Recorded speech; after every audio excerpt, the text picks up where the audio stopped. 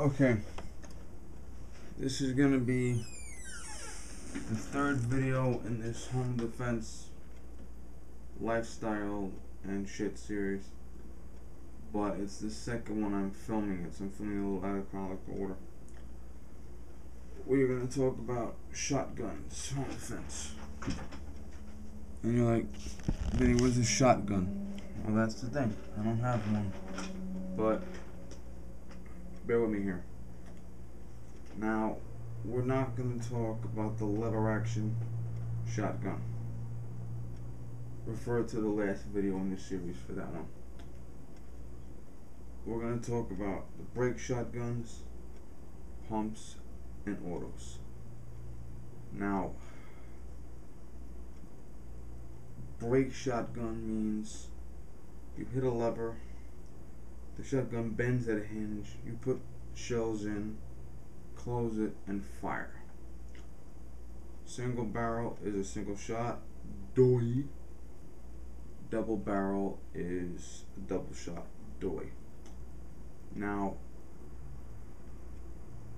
back in the days of flintlocks and stuff like that, you had muskets and rifles that had one barrel, quarter powder, and all that bullshit.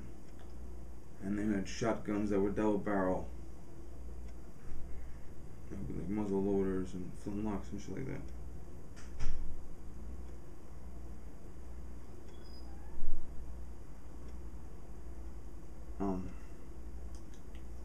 Yeah. And then we had the sealed cartridges. The shotgun was double barrel, had a hinge, broke in, put shells in, close it, lock it, fire, open, empty, toss it, dispense shells out, reload new shells. Now the back in the day, the flintlock shotguns, some guys would load several small pellets for small game, several large pellets for big game, or sometimes one giant ball. That is today the modern equivalent of birdshot, buckshot, and slug. Now, the brake shotgun is probably the most reliable shotgun in the world because it's a pipe with a trigger, and you gotta be a real dumbass to break it or make it malfunction. But the problem with that, the trade-off with that, is that you will run out of ammo very quickly. Plus, reloading is a bitch because you have to hit the hinge, break it open, flip it over, dump the spent shells, put the new shells in, close it, lock it. Okay, that's a pain in the ass. So, if you chose a brake shotgun for your home defense system, I would highly recommend either A, being Lena Michalek in the reloading department, or B, having a backup gun, maybe a revolver or something, because even though it's pretty rare to have a guy standing around after 2 shotgun blasts went off, you have 6 minutes until the police come, so you still want to be armed at the ready. God forbid something happens until the police get there.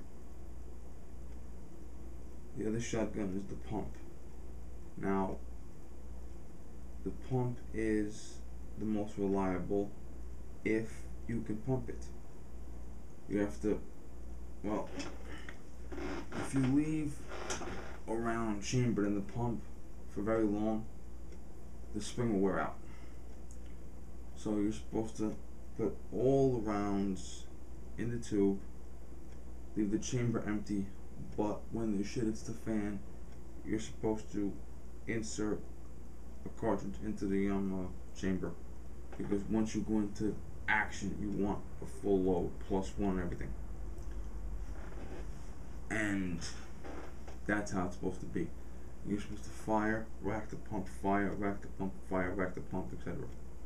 Now, if you forget to rack the pump action shotgun is no longer reliable.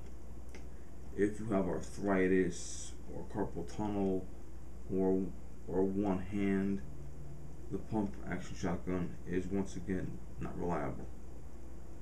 You have to remember to match that pump. Make that pump. But the pump is good because it can fire low pressure shells, high pressure shells, because you're manually cycling the action. It's as strong as you are, or as weak as you are.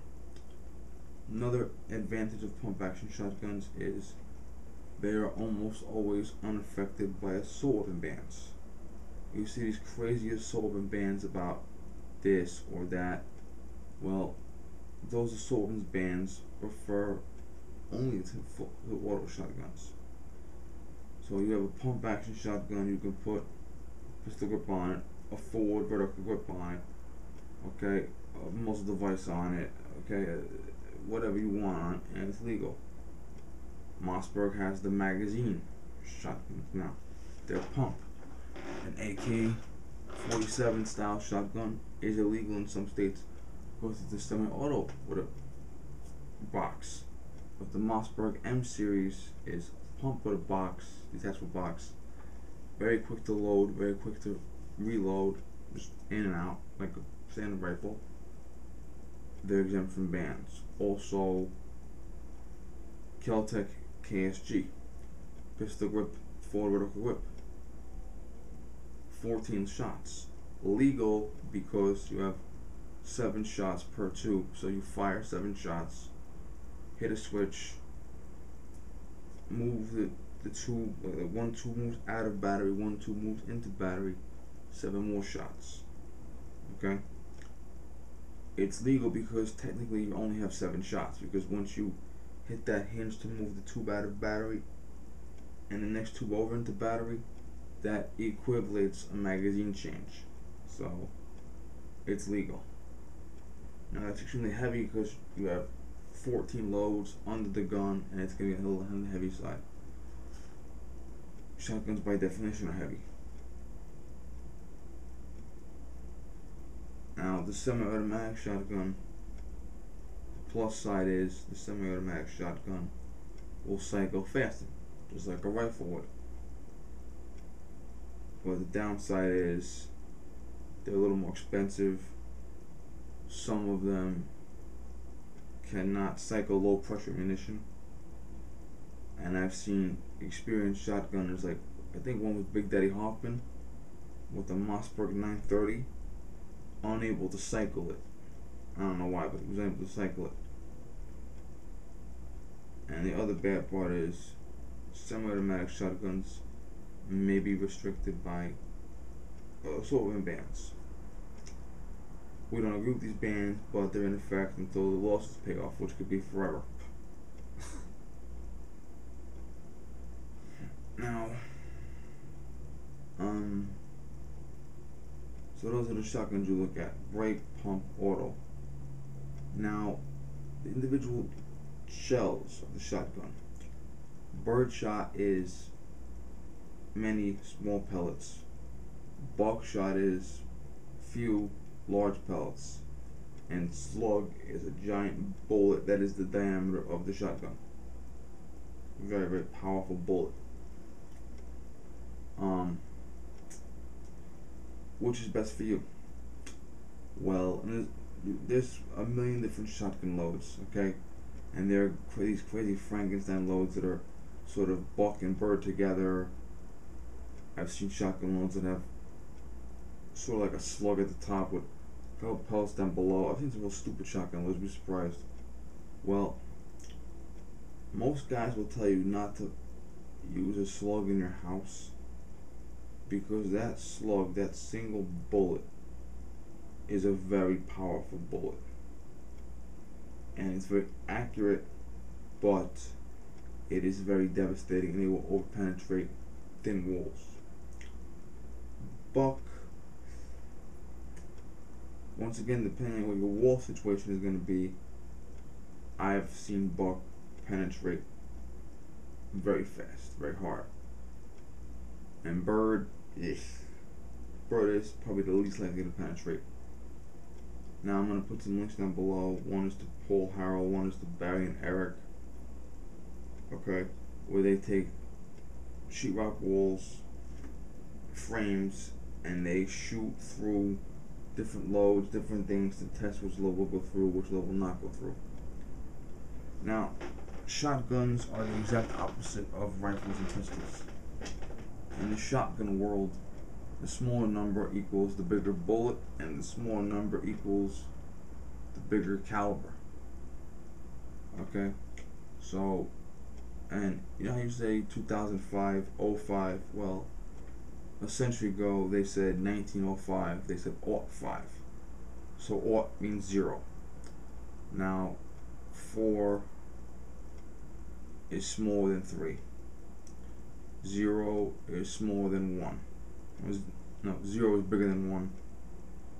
Double 0, triple 0. Okay, so the lower the number goes, the bigger the projectiles will be.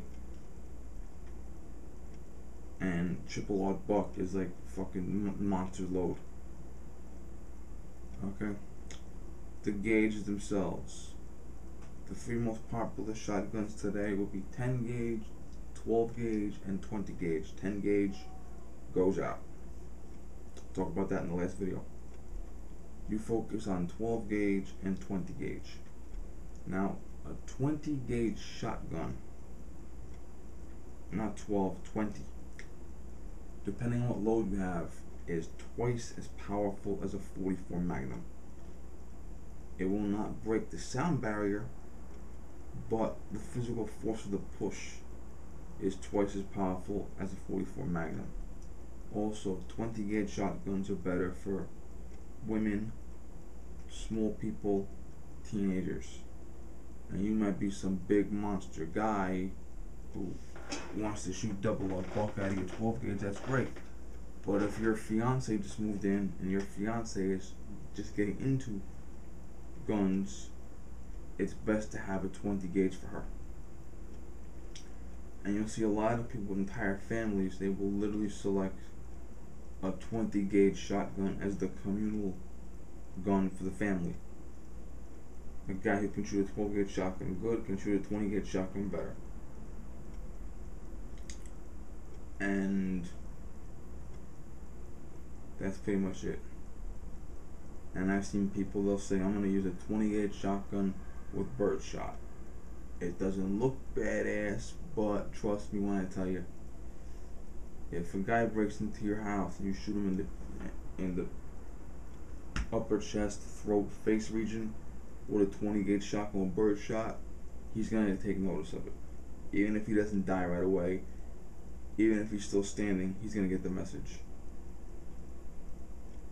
Now, the problem with the shotgun is it's the lowest capacity of all the guns. Rifle, shotgun, pistol, revolver. Typical shotguns hold 6 rounds. Some older models hold 5. Some hold 7, 8, 9.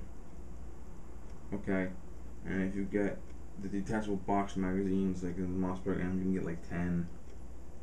Some, depending on what state you live in, some drums hold 20 for the detachable box mag or detachable drum mag. Now the Mossberg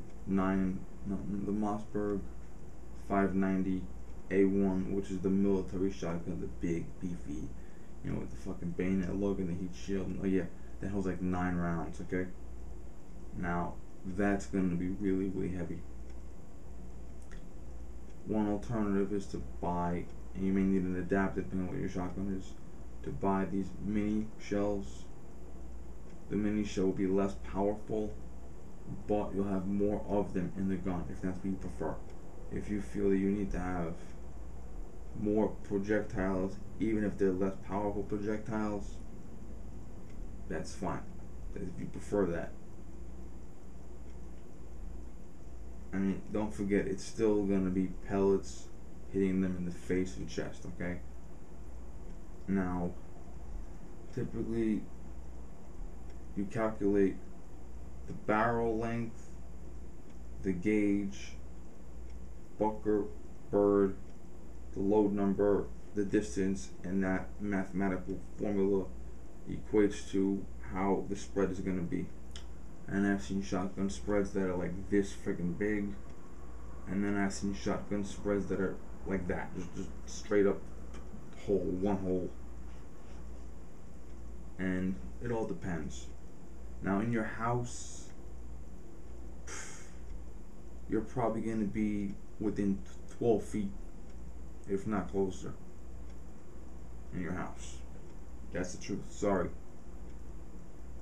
And with the exception of police situation, military situation, or riot, you have to scour the books to find any incident that needed more than 5 shots to be fired. If you were going to have a break-in in your house, and you were to take out your shotgun, and you would have fired 9 shotgun rounds down range, and reload, and fire 6 more, okay, that episode would be written about in books, it would be made into a movie, it would be studied at police academies, okay, that would be a major landmark episode. They typically say between 3 and 5 shots are fired in a home invasion situation, typically. And like I said, every incident is different. But you're not a cop chasing after gangbangers. You're not a soldier raiding houses in Fallujah. Okay, so you're not in the LA riots, so it's pretty rare you would need to fire more than 3 to 5 shots. Okay. Now shotguns reloading, they take longer to reload because you have to take each individual round and load it under the tube, or if you have one of those Mossberg M shotguns, hit the release button, slap the mag in, and pump it. Some guys might go under the shotgun and do this. Some guys might flip the shotgun over and do it this way. It depends on how you feel you need to do it. We're all different, but make sure that if you have to reload, make sure you reload fast. Figure out something to do it fast. Now the most popular shotguns are Remington and Mossberg. Yes, there are other shotguns too, I know that, but like 99% of them are going to be the Remingtons or Mossbergs, especially if you're dealing with police or military. Now, if you want the pumps, Mossberg 870, no, Remington 870, Mossberg 500, or 590 is the big one with all the fucking shells in here. If you're looking at autos, Remington 1100, I haven't heard much about it. Mossberg 930. If you're looking for the 20 gauge, Remington 870 Junior, Mossberg 505 are the pumps, and I think there's 20 gauge auto equivalents in there. Also, even the brake shotguns.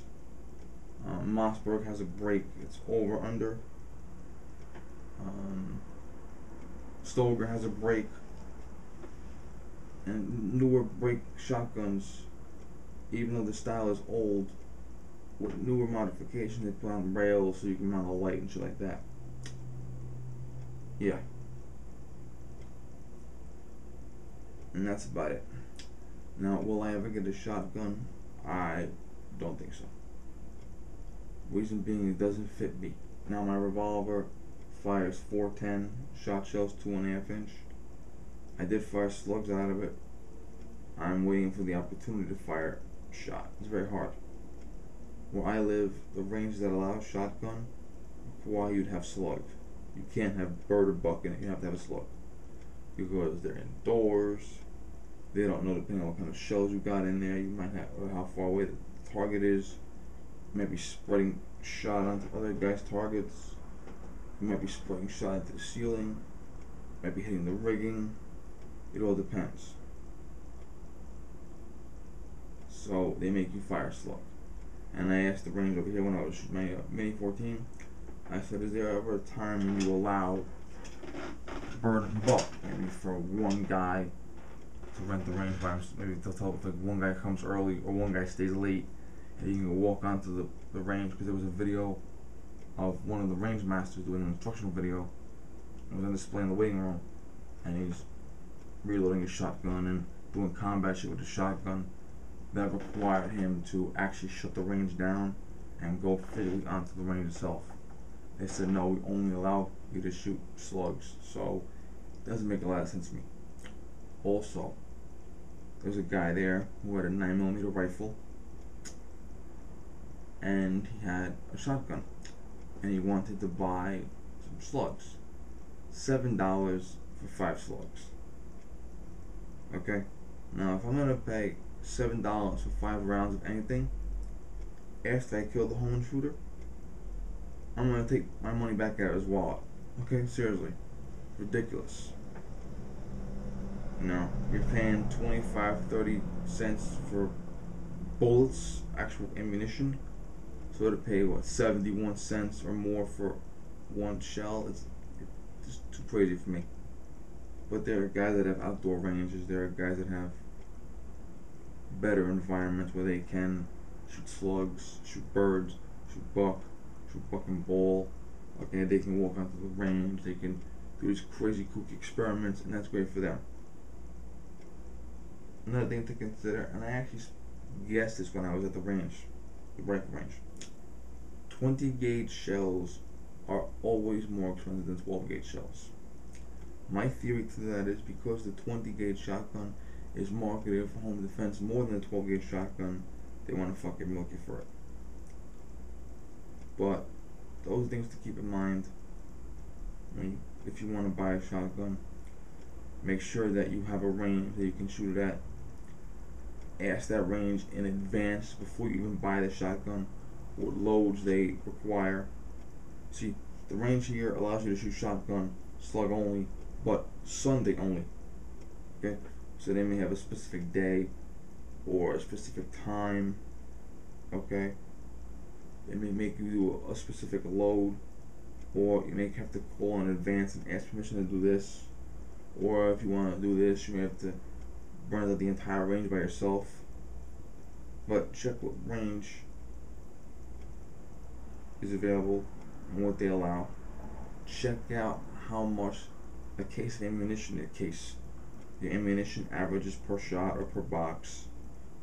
That way you can figure out if it's right for you. Okay, thanks.